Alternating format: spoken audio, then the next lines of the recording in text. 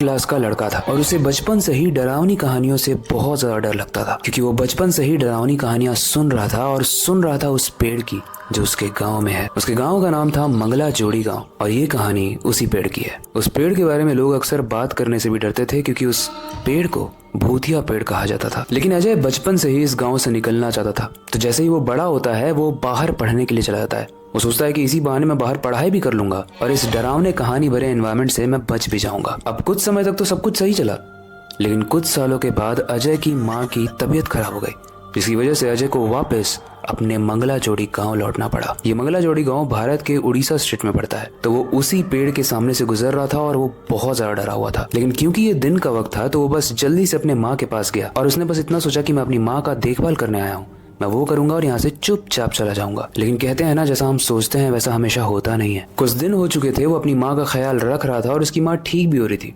उसने प्लानिंग लगभग कर ही ली थी कि वो वापस चला जाएगा, लेकिन तभी गांव में एक खबर फैलती है। एक खबर जिसमें बहुत सारे लोग गायब होने लगे थे और उसका जिम्मेदार उसी पेड़ को ठहराया जा रहा था। जब अजय के कानों में ये खबर पड़ी तो अब वो अजय चेंज हो चुका था।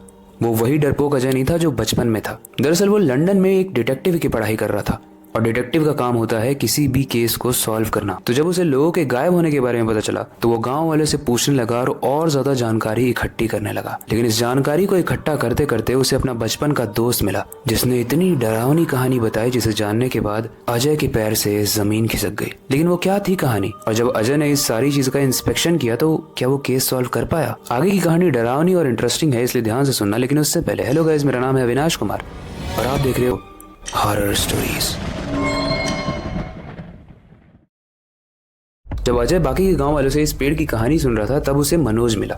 मनोज जो उसके बचपन का दोस्त था, और ऐसा माना जाता है कि मनोज उसी पीढ़ी का है जिस पीढ़ी के पूर्वज के ऊपर ये पेड़ की कहानी है, यानी मनोज के दादाजी। तो जब अजय मनोज से पूछता है तो मनोज बोलता है, हाँ, मेरे दादाजी की ये कहानी है जो 150 साल पहले घटी थी। मनोज कहता है कि 150 साल पहले मेरे दादाजी यानी विक्रम झूठे रेप केस में फंसा दिए गए थे और कोई एविडेंस नहीं था, कोई भी सबूत नहीं थे। लेकिन गाँव वाले इतने ज्यादा इमोशनली हाइपर हो गए थे जिसकी वजह से उन्होंने मेरे दादाजी को इस पेड़ में बांधा और पेड़ में बांध कर लटका दिया। लटकाने के बाद सारे ही गांव वालों ने तब तक पत्थर मारे जब तक उनके शरीर के हर एक मांस के टुकड़े में छेद ना हो जाए, और धीरे धीरे करके मेरे दादाजी की मृत्यु हो गई। लेकिन ऐसा माना जाता है कि क्योंकि दादाजी की कोई गलती नहीं थी, विक्रम की कोई गलती नहीं थी, तो वो मर तो गए लेकिन आज भी वो इसी पेड़ में है और वो गाँव वालों को तंग करते हैं, क्योंकि जब उन्होंने हेल्प मांगी थी तो किसी भी गांव वालों ने उनकी नहीं सुनी थी। जब मनोज ये कहानी अजय को सुनाता है तो अजय बोलता है कि मेरा मानना दूसरा है। मुझे लगता है कि ये कोई क्रिमिनल है, ये कोई ऐसा इंसान है जो ये सब क्राइम कर रहा है, ये सब गलत चीजें कर रहा है, लोगों को गायब कर रहा है और नाम वो पेड़ पे दे रहा है। मनोज बोलता है, हो सकता है तुम सही हो, लेकिन इसका पता तो हमें पेड़ के पास जाकर ही चलेगा, राइट? तो गाइस, यहाँ से कहानी में एक ट्विस्ट आता है। दोनों ही रेडी होते हैं रात के 12 बजे उस पेड़ के पास जाने के लिए। अजय अपना फ्लैशलाइट रखता है, कैमरा रखता है, कुछ बैटरीज रखता है ताकि जरूरत पड़े तो। वो लोग कुछ खाने पीने की चीजें भी रखते हैं, मानो वो कोई पिकनिक मनाने जा रहे हैं। लेकिन अब वो वक्त आ जाता है, वो दोनों ही लोग उस पेड़ के पास पहुंचते हैं। हवा में एक अजीब सी ठंडक थी, एक अजीब सा एनवायरमेंट क्रिएटेड था जो कि बाकी के गाँव के टेम्परेचर और उस हवा से डिफरेंट था।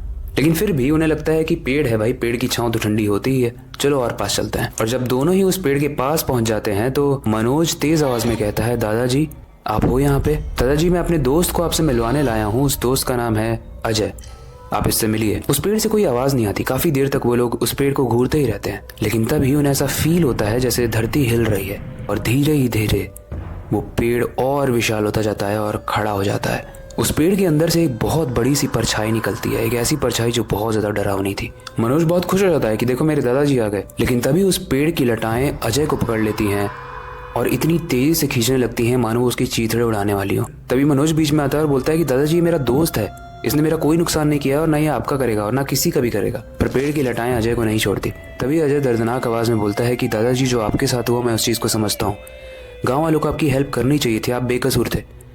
लेकिन इसका मतलब ये नहीं है ना कि आप बाकी बेकसूर लोगों का भी जान लोगे। आप सोचो, जिस तरीके से आप हेल्प मांग रहे थे उसी तरीके से मैं और वो सारे ही लोग जिन्हें आप मारते हो वो हेल्प मांगते हैं, तो आप में और गांव वालों में क्या फर्क रह गया? ये सुनते ही उस पेड़ की लटाएं बहुत ढीली पड़ने लगती हैं और धीरे धीरे वो वापस से पेड़ नॉर्मल हो जाता है। वो परछाई जो उस पेड़ के अंदर से निकली थी वो भी उस पेड़ के अंदर चली जाती है और क्योंकि दोनों ही हवा में उड़ रहे थे तो दोनों ही नीचे गिरकर बेहोश हो जाते हैं। इसके बाद गाइस कुछ सालों तक तो मंगला जोड़ी गांव शांत रहा, लेकिन ऐसा माना जाता है कि आज भी वहाँ पे कुछ ऐसी एक्टिविटीज हैं, किसी की प्रेजेंस है जो फील होती है। इसे आप इंटरनेट पे जाके सर्च भी कर सकते हो। लेकिन फिर भी अगर एक साइकोलॉजिकल एंड साइंटिफिक पर्सपेक्टिव से कुछ बात सोचें तो मुझे ऐसा लगता है कि हमारा दिमाग हमें वही दिखाता है जिसे हम मानते हैं। अगर आप भगवान को मानोगे तो आपको भगवान दिखेंगे, अगर आप भूत को मानोगे तो शायद आपका दिमाग उस चीज को खोजने में पूरी कसर लगा देगा कि भूत इस दुनिया में है। अभी कहानियों के बारे में जब मैंने रिसर्च की तो ऐसा कोई ठोस एविडेंस नहीं मिला जिसके बेसिस पे मैं कह दूं कि ये कहानी एकदम सच्ची कहानी है। बट हाँ, ये सच है कि मंगला जोड़ी गांव में आज भी लोग उस पेड़ की बातें करने से डरते हैं। पर ये अब मैं आप पे छोड़ता हूँ। आपको क्या लगता है, ये कि मनगढ़ंत कोई कहानी है जो लोकल्स ने अपनी पुरानी टीचिंग्स को आगे तक पहुंचाने के लिए बताई? जिस तरीके से हम लोग रामायण महाभारत आगे बताते हैं, ये दिखाने के लिए कि उससे हमें क्या लर्निंग मिलती है, जो चीज़ें ऑलरेडी हुई हैं। तो वैसे ही क्या कोई सीख देने के लिए कि जब किसी के साथ गलत हो रहा हो तो उसकी हेल्प करनी चाहिए, इसके लिए ये स्टोरीज फैलाई गई होंगी? या सच में उस पेड़ में कोई रहता है या रह रहा है? आपको जो भी लगता है आप हमें कमेंट सेक्शन में बताना। ये आपको एक कहानी लगती है या सच्ची कहानी लगती है, हमें कमेंट सेक्शन में बताना। बाकी वक्त आ चुका है इस स्टोरी को एंड करने का और नई स्टोरी पर काम शुरू करने का। लेकिन जाने से पहले मैं बस एक ही चीज़ कहना चाहूँगा, अपनी क्यूरियोसिटी को डाय मत होने देना, नई चीज़ें सीखते रहना, अपने बेड के नीचे और खिड़की के बाहर ज़रूर देख लेना। मिलते हैं अगली वीडियो में।